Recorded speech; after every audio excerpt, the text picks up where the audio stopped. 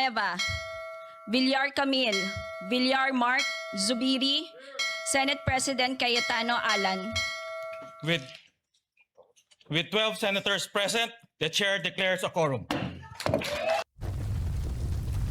Makababayan, diretso na natin. 24 ang bilang ng Senate Deputy Secretary. Hindi 23, hindi rin 22. 24 po. Tinawag po pangalan ni Jinggoy Estrada at Bato de la Rosa. Paano naging quorum ang 12 kung 24 ang tinawag? Simple lang ang magbilang, hindi pa nila kaya gawin. Paano orin po ninyo ito? Kung paano ginagawa tayong bubu. Simple lang ang magbilang, hindi pa nila kaya gawin. Alright, I think Senator, magandang linawin. Sino po ba ang Senate President ngayon? Wala. Vacated. Kasi wala kaming 13. 12 lang kami, enough to declare all positions vacant, including that of the Senate President. Ito ni na Senator Cayetano na humabol, o di humabol kayo, go to court if you want to question me. But ako ang otoridad ngayon dahil kami ang mas maraming bilang. Tama bang pagkakaintindi ko, Senator Sherwin? Mas maraming bilang, yung proseso natin ay legal. Tayo ang kinikilala ng mga different branches of government. Okay, sige, magbilang tayo uli. Makinig kayo mga nagtratrabaho sa mga gobyerno. Sige, bilang. The secretary will call the roll.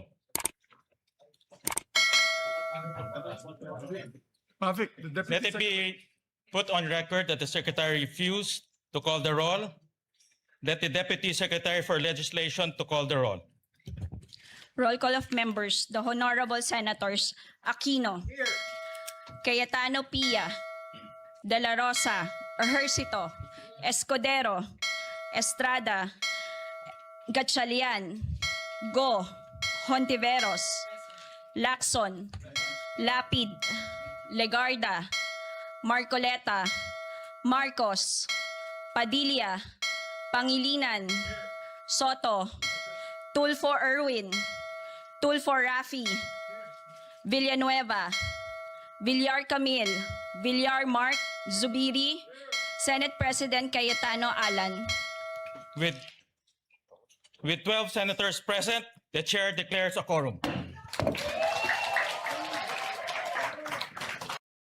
Mga mahihina itong senator at mga media sa math. 24 divided by 2 equals 12. Plus 1 equals 13. 13 ang quorum. Tinawag ang pangalan ni Bato at Jinggoy, so active member pa sila. Bumalik kayo sa high school. Paimbestiga kung sino ang nagpasa sa inyo sa math subject. Ano pinagsasabi ninyong Avellino Supreme Court case? Ang linaw o kasama sa bilang Bato at Jinggoy. Ang kapal talaga. Kung ano-ano pinag-interview ng media. Hoy mga media, magbilang lang kayo pa, Avellino pa kayo. Yung mga hindi marunong magbilang sa gobyerno. Umalis na kayo sa pwesto.